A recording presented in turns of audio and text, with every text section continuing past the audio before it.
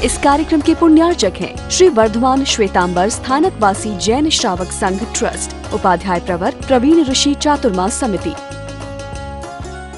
कि जिस समय आपकी अंदर के एंटीबॉडीज जो है वो आपके ही शरीर के खिलाफ काम करने लग जाती है, तो समय कोई ट्रीटमेंट नहीं है।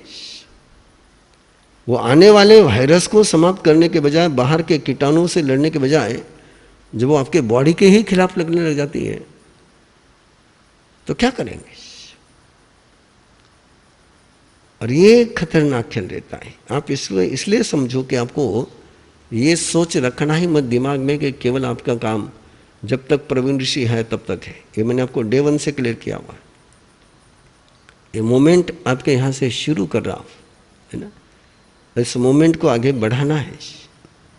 यदि आप इस बात को महसूस करते हो, फिर एक बार अच्छी तरह से सोच लो, यदि आप इस बात को महसूस करते हैं कि आने वाले भविष्य को सुरक्षित रखना है तो दुनिया को जैन बनाना ही पड़ेगा, स्वयं का अस्तित्व बनाना है। क्या आप सोचते हो कि चारों तरफ से मांसाहारी से घिरे रहकर के आप लोग शाकाहारी बने रह सकते हो?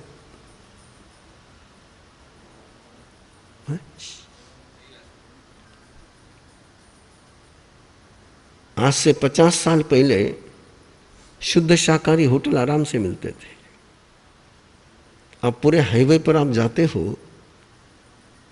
तो आपको मिक्स होटल का ऑप्शन खोजना बहुत भारी हो जाता है।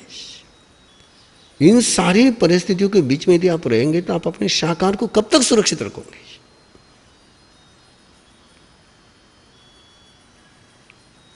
इसलिए यदि आप लोगों की धारणा है कि हम अपने बल पर जैन रह जाएंगे तो गलत फहमी।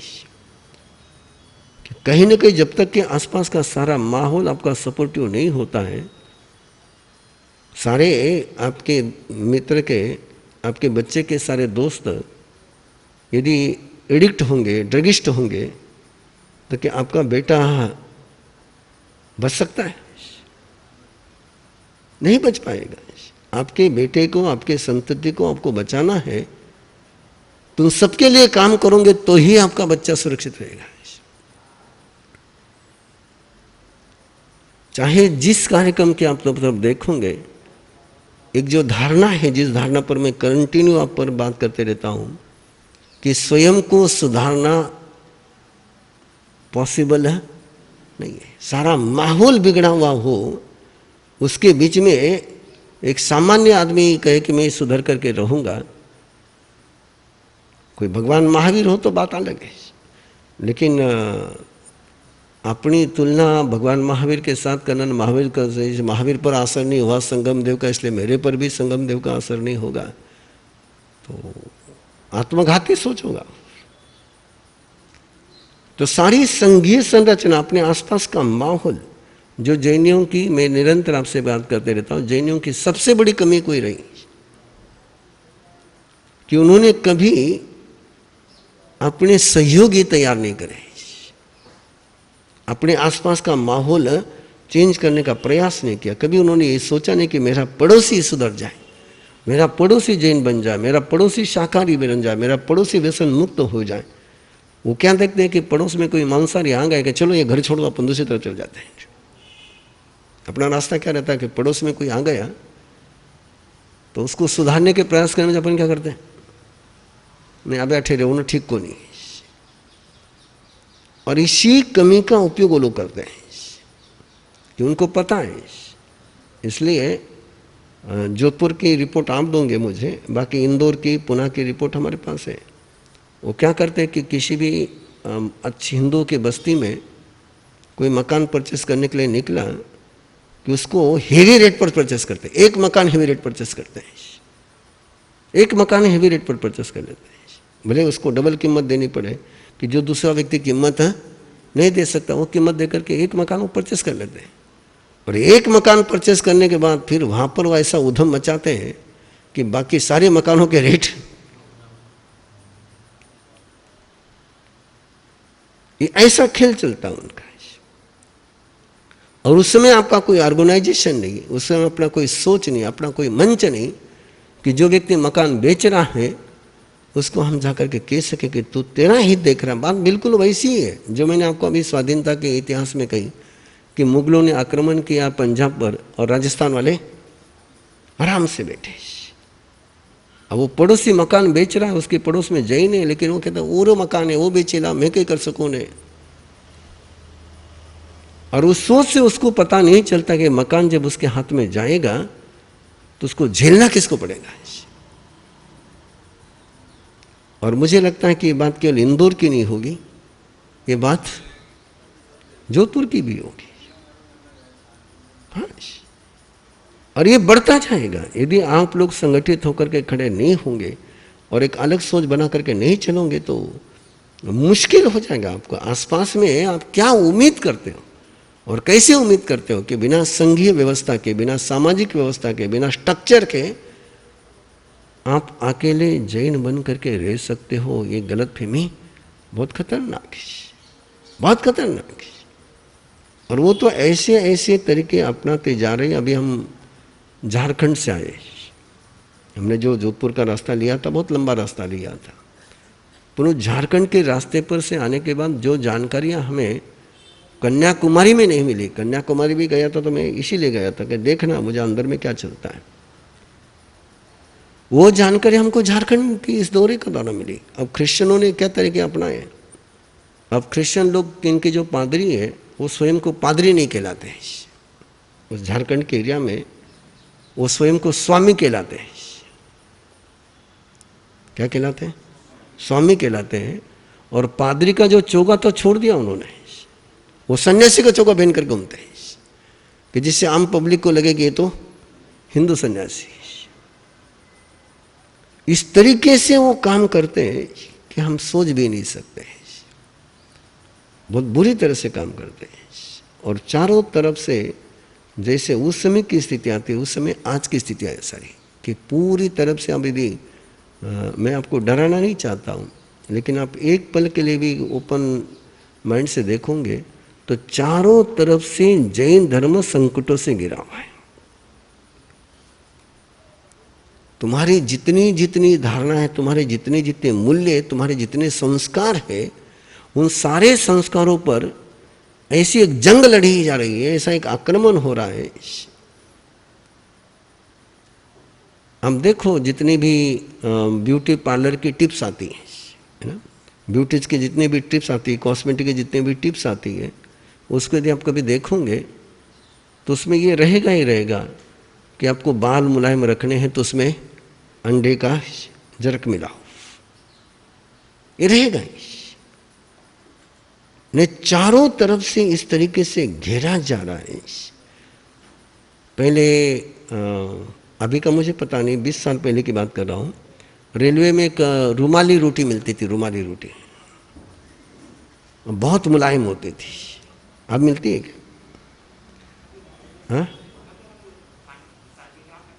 नहीं, मैं रेलवे की बात कर रहा हूँ। तो रुमाली रोटी होती थी, बहुत मुलायम होती थी, बहुत मुलायम होती थी। वैसी रोटी आप घर में नहीं बना सकते थे।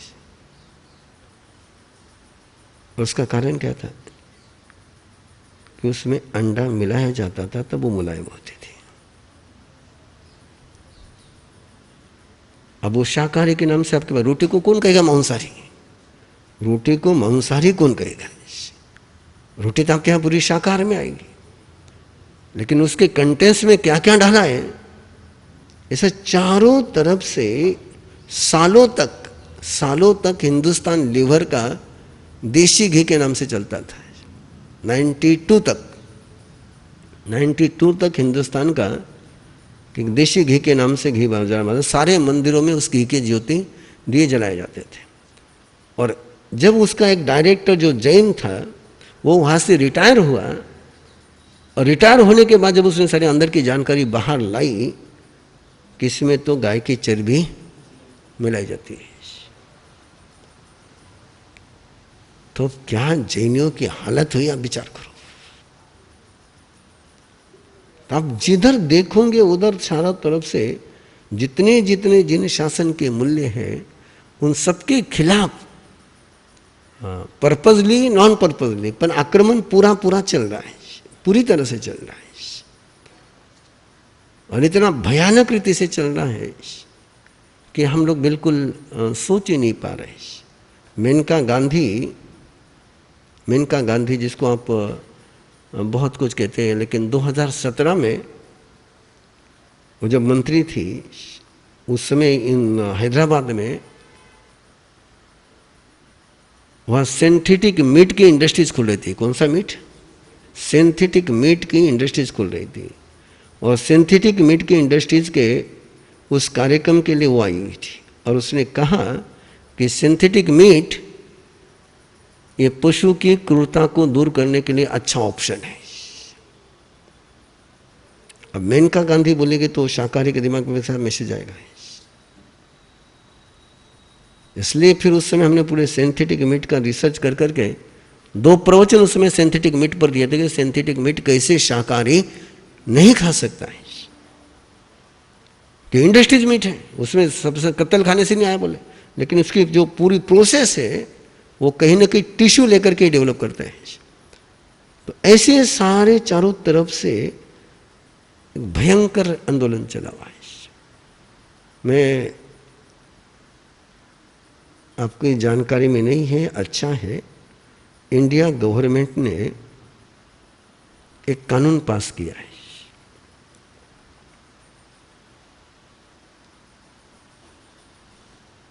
सुनना है आपको? उस कानून को पास करने को 5 साल हो गए हैं।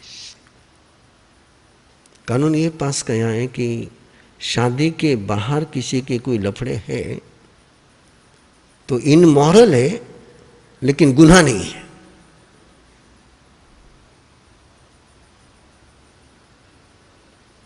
यदि उन दोनों के परस्पर के सहमति से रिश्ते चल रहे हैं तो उस पर थर्ड पार्टी उस पर ऑब्जेक्शन नहीं लेती। यानी कोई किसी की पत्नी किसी पर पुरुष के साथ संबंध रख रही है, दोनों राजी है, तो पति उस पर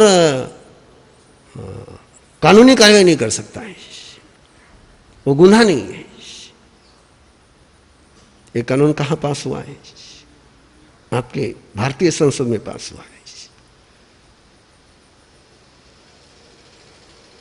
आपको जानकारी भी नहीं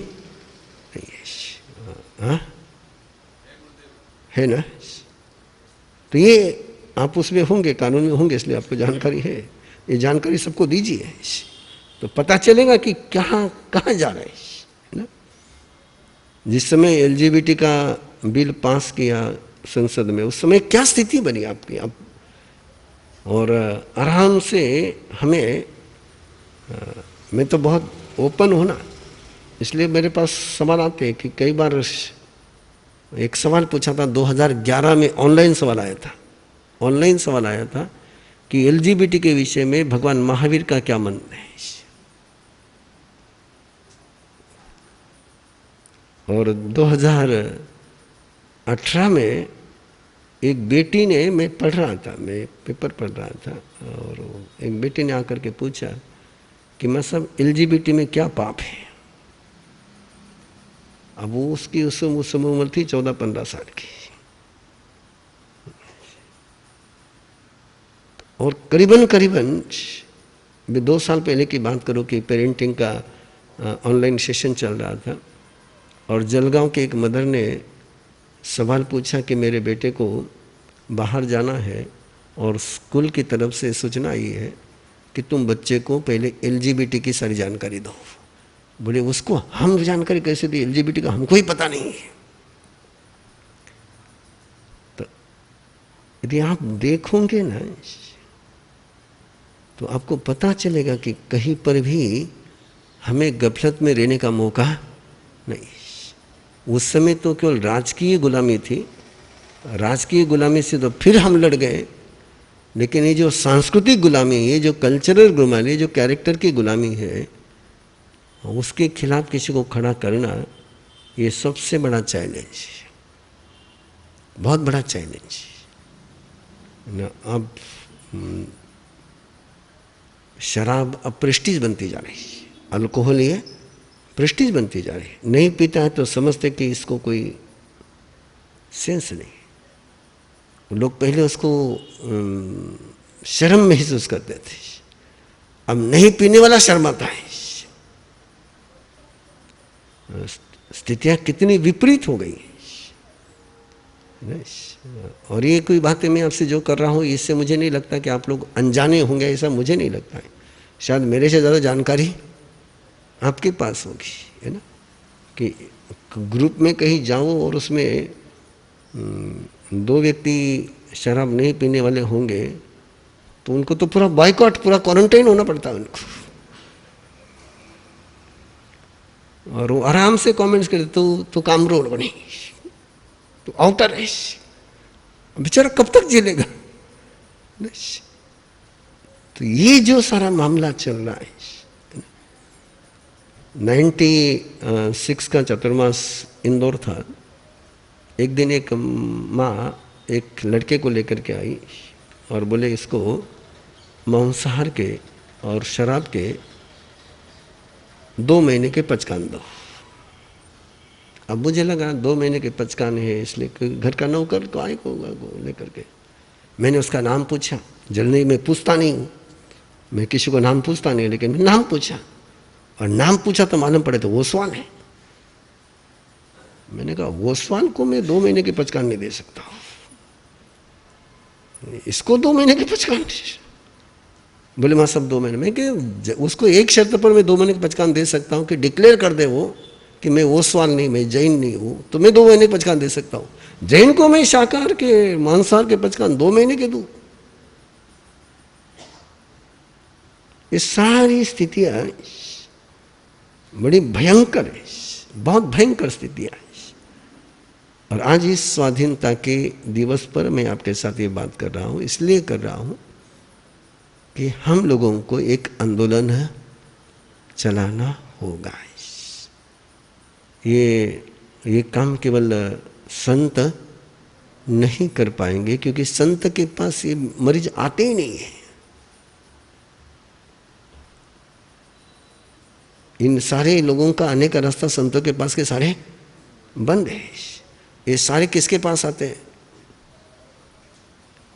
इन सब के साथ आपका संपर्क है, हमारे तो कांटेक्ट में नहीं है, हमारे साथ तो उनका कोई कम्युनिकेशन भी नहीं है।